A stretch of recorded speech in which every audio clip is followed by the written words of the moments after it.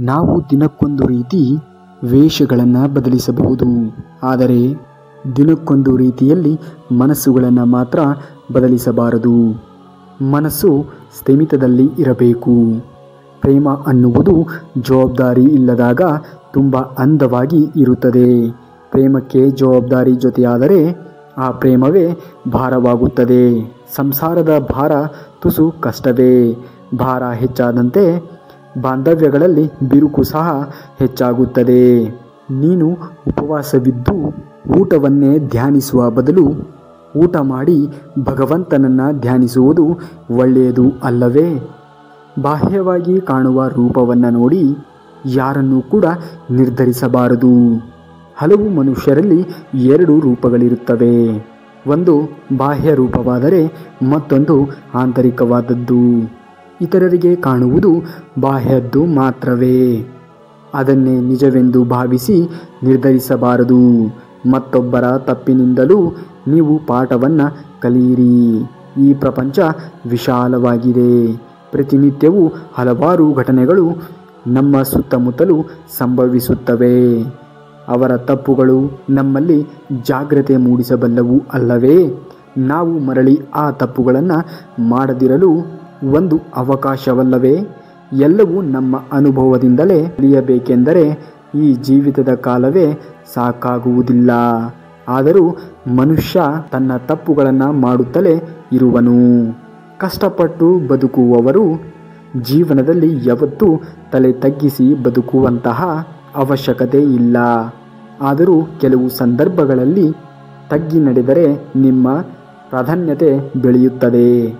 ಎಲ್ಲ ಸಂದರ್ಭಗಳಲ್ಲಿ ತಗ್ಗಿ ನಡೆದರೆ ಅದರಿಂದ ನಿಮ್ಮ ಮೌಲ್ಯ ಕಡಿಮೆ ಆಗುತ್ತದೆ. ಸ್ತ್ರೀಯ ಅಂದ ಅವರ ಮುಖದಲ್ಲಿ ಇರುವುದಿಲ್ಲ, ಅವರ ಒಂದು ನಿಜವಾದ ಪ್ರೇಮದಲ್ಲಿ ಇರುತ್ತದೆ. ಹಾಗೆ ಪುರುಷನ ಅಂದ ಅವರ ಆಸ್ತಿ ಮತ್ತು ಸಂಪಾದನೆಯಲ್ಲಿ ಇರುವುದಿಲ್ಲ, ಅವರು ಸ್ತ್ರೀಗೆ ಕೊಡುವ ಗೌರವದಲ್ಲಿ ಇರುತ್ತದೆ. ಈ ಮೂವರನ್ನು ಯಾವತ್ತೂ ಹತ್ತಿರಕ್ಕೆ ಬಿಟ್ಟುಕೊಳ್ಳಬೇಡಿ. ನಮಗೆ ಗೌರವ ಕೊಡುವವರನ್ನು, ನಮ್ಮನ್ನು ನೋಡಿ ಅಸೂಹೆ ಪಡುವವರನ್ನು ಮತ್ತು ನಮ್ಮ ಬಗ್ಗೆ ಇತರರಿಗೆ ಕೆಟ್ಟದ್ದಾಗಿ ಹೇಳುವರನ್ನು. ನಮಗೆ ಬೇಕೆಂದಾಗ ಯಾವುದೂ ಬರುವುದಿಲ್ಲ. ನಮಗೆ ಬರಬೇಕು ಅಂತ ಬರೆದಿದ್ದರೆ ಯಾವುದೂ ನಿಲ್ಲುವುದಿಲ್ಲ. ಬಂದಿಲ್ಲ ಅಂತ ಕುಗ್ಗಬೇಡ, ಬಂದಿದೆ ಅಂತ ಹಿಗ್ಗಬೇಡ. ನಡೆಯುವುದೆಲ್ಲ ಕರ್ಮದ ಭಾಗವೇ ಎಂದು ಗುರುತಿಸು. ಪಾಪಗಳನ್ನು ಮಾಡಿಯೂ ಹಾಯಾಗಿ ಬದುಕುವವರನ್ನು ನೋಡಿ ಕರ್ಮ ಏನೂ ಮಾಡುವುದಿಲ್ಲ ಎಂದು ತಿಳಿದು ನಾವು ಸಹ ಏನೇ ಮಾಡಿದರೂ ಕರ್ಮ ಏನು ಮಾಡುತ್ತದೆ ಎಂಬ ಭ್ರಮೆ ಪಡಬೇಡ. ದಿನಗಳು ಕಳೆದಂತೆ ನಿನಗೆ ತಿಳಿಯುತ್ತದೆ ಕರ್ಮ ತಪ್ಪು ಮಾಡುವುದಿಲ್ಲ ಎಂದು. ಸಮಯಕ್ಕಾಗಿ ಹೊಂಚು ಹಾಕಿ ಕುಳಿತಿದೆ ಎಂದು. ಕರ್ಮ ಫಲ ಯಾರಿಗೂ ಕೂಡ ಹೊರತಾಗಿಲ್ಲ. ಕೇವಲ ಸಮಯ ಬಂದಾಗ ಎಲ್ಲವೂ ತಿಳಿಯುತ್ತದೆ.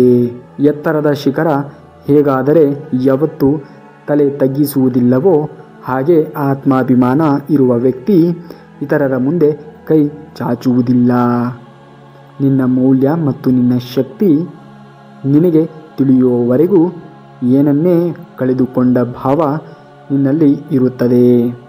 ಇಷ್ಟವಿಲ್ಲದ ಪ್ರೀತಿ ಮತ್ತು ಕಷ್ಟವಿಲ್ಲದ ಶ್ರಮ ಎರಡು ವ್ಯರ್ಥವೇ. ಕೇವಲ ಬಾರಿ ಆ ಕ್ಷಣಕ್ಕೆ ಸಂತೋಷವನ್ನು ಕೊಟ್ಟರೂ ಕೂಡ ನಂತರ ದುಃಖವನ್ನೇ ಅದು ತಿಳಿಸುತ್ತದೆ.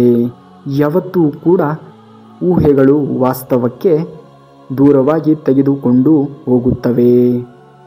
ಆದರೆ ಎಷ್ಟೇ ದೂರಕ್ಕೆ ಹೋದರೂ ಕೂಡ ಮತ್ತೆ ವಾಸ್ತವಕ್ಕೆ ಬರಬೇಕಾಗುತ್ತದೆ ಎಂಬುದನ್ನು ಅರ್ಥ ಮಾಡಿಕೊಳ್ಳಿ.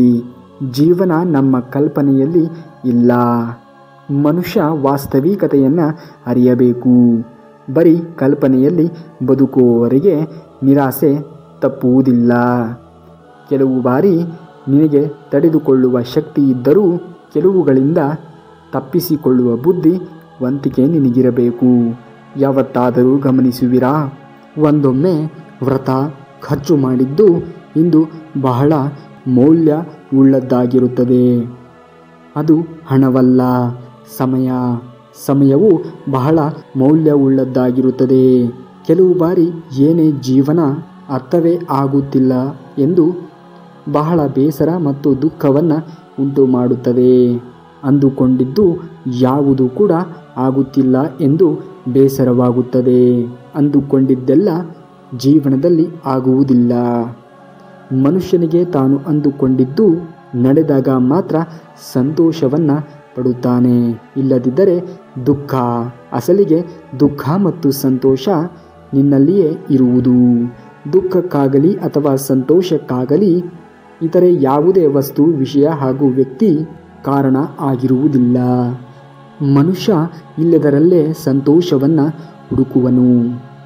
ಕೆಲವರಿಗೆ ಮದುವೆ ಆಗಿಲ್ಲವೆಂಬ ಚಿಂತೆ, ಕೆಲವರಿಗೆ ಆಗಿಯೂ ಕೂಡ ಸಂಸಾರದ ಭಾರ ಹೊರಲಾಗದೆ ಚಿಂತೆ, ಕೆಲವರಿಗೆ ಉದ್ಯೋಗ ಇಲ್ಲವೆಂಬ ಚಿಂತೆ, ಮತ್ತೆ ಕೆಲವರಿಗೆ ಉದ್ಯೋಗ ಮಾಡಬೇಕೆನ್ನುವಂತಹ ಚಿಂತೆ. ಈ ಜೀವನದಲ್ಲಿ ಚಿಂತೆ ಇರದ ವ್ಯಕ್ತಿಯೇ ಇಲ್ಲ. ದೂರದಿಂದ ನೋಡಿದಾಗ ಎಲ್ಲವೂ ಕೂಡ ಸುಂದರವಾಗಿಯೇ ಕಾಣಿಸುತ್ತದೆ. ಹತ್ತಿರ ಹೋಗಿ ನೋಡಿದಾಗ ಅಲ್ಲಿಯ ಏರಿಳಿತಗಳು ಕಾಣಿಸುತ್ತವೆ. ಏರಿಳಿತಗಳ ಆಧಾರದ ಮೇಲೆ ನಿನ್ನ ದುಃಖ ಮತ್ತು ಸಂತೋಷ ಅವಲಂಬನೆ ಆಗಬಾರದು. ಈ ಜೀವನ ಸೃಷ್ಟಿ ಆಗಿರುವುದು ಸಂತೋಷದಿಂದ ಇರಲು ಹೊರತು ದುಃಖದಿಂದ ಇರಲು ಅಲ್ಲ. ಸಂತೋಷಕ್ಕೆ ಕಾರಣಗಳು ಬೇಕಿಲ್ಲ, ಇರುವುದೇ ಸಂತೋಷ. ಏನೇ ಮಾಡಿದರೂ ಸಂತೋಷದಿಂದ ಮಾಡು. ಉದ್ಯೋಗವಾಗಲಿ, ವ್ಯಾಪಾರವಾಗಲಿ, ಹಣ ಸಂಪಾದನೆಯಾಗಲಿ ಸಂತೋಷಕ್ಕಾಗಿ ಅಲ್ಲ, ಅದು ನಿನ್ನಲ್ಲೇ ಇದೆ. ಅಜ್ಞಾನದ ಪರದೆಯನ್ನು ತೆರೆದಾಗ ಸಂತೋಷದ ಚೆಲುಮೆ ನಿನಗೆ ದೊರೆಯುತ್ತದೆ. ಜೀವನದ ವಾಸ್ತವಿಕತೆಯನ್ನು ಅರಿತಾಗ ನಿನ್ನಲ್ಲಿ ಸಂತೋಷ ಆವರಿಸುತ್ತದೆ. ಸಂತೋಷವೆಂದರೆ ಒಳಗಿನ ಪರಮಶಾಂತಿ. ಮನಸ್ಸು ನಿಶ್ಚಲವಾಗಿರುವುದು.